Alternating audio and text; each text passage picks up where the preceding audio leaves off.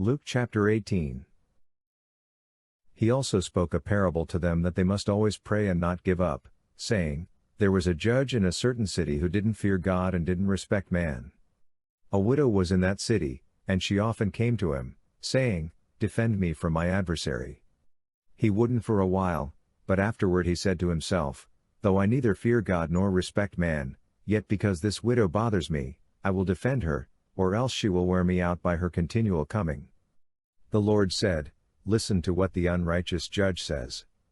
Won't God avenge his chosen ones who are crying out to him day and night, and yet he exercises patience with them? I tell you that he will avenge them quickly. Nevertheless, when the Son of Man comes, will he find faith on the earth? He also spoke this parable to certain people who were convinced of their own righteousness, and who despised all others. 2 men went up into the temple to pray, one was a Pharisee, and the other was a tax collector. The Pharisee stood and prayed by himself like this, God, I thank you that I am not like the rest of men, extortionists, unrighteous, adulterers, or even like this tax collector. I fast twice a week. I give tithes of all that I get.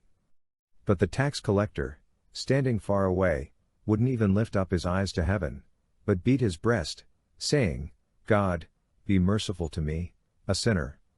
I tell you, this man went down to his house justified rather than the other, for everyone who exalts himself will be humbled, but he who humbles himself will be exalted.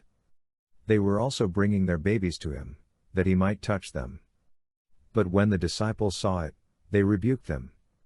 Jesus summoned them, saying, Allow the little children to come to me, and don't hinder them, for God's kingdom belongs to such as these.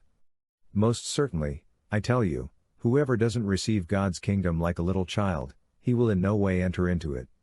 A certain ruler asked him, saying, Good teacher, what shall I do to inherit eternal life? Jesus asked him, Why do you call me good?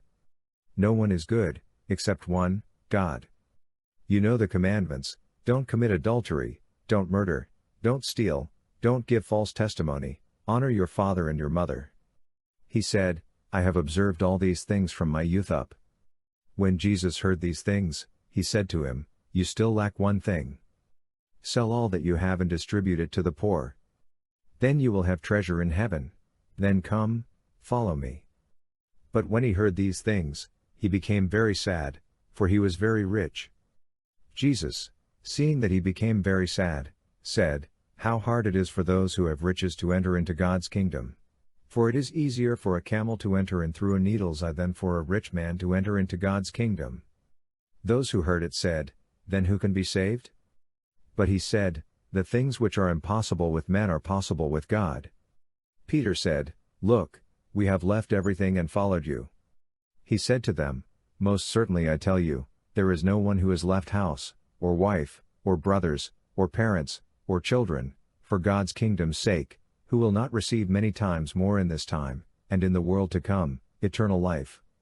He took the 12 aside and said to them, Behold, we are going up to Jerusalem, and all the things that are written through the prophets concerning the Son of Man will be completed. For he will be delivered up to the Gentiles, will be mocked, treated shamefully, and spit on. They will scourge and kill him. On the 3rd day, he will rise again. They understood none of these things. This saying was hidden from them, and they didn't understand the things that were said. As he came near Jericho, a certain blind man sat by the road, begging. Hearing a multitude going by, he asked what this meant. They told him that Jesus of Nazareth was passing by. He cried out, Jesus, you Son of David, have mercy on me. Those who led the way rebuked him, that he should be quiet, but he cried out all the more, You Son of David, have mercy on me. Standing still, Jesus commanded him to be brought to him. When he had come near, he asked him, What do you want me to do? He said, Lord, that I may see again.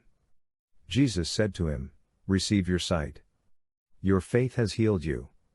Immediately he received his sight and followed him, glorifying God. All the people, when they saw it, praised God.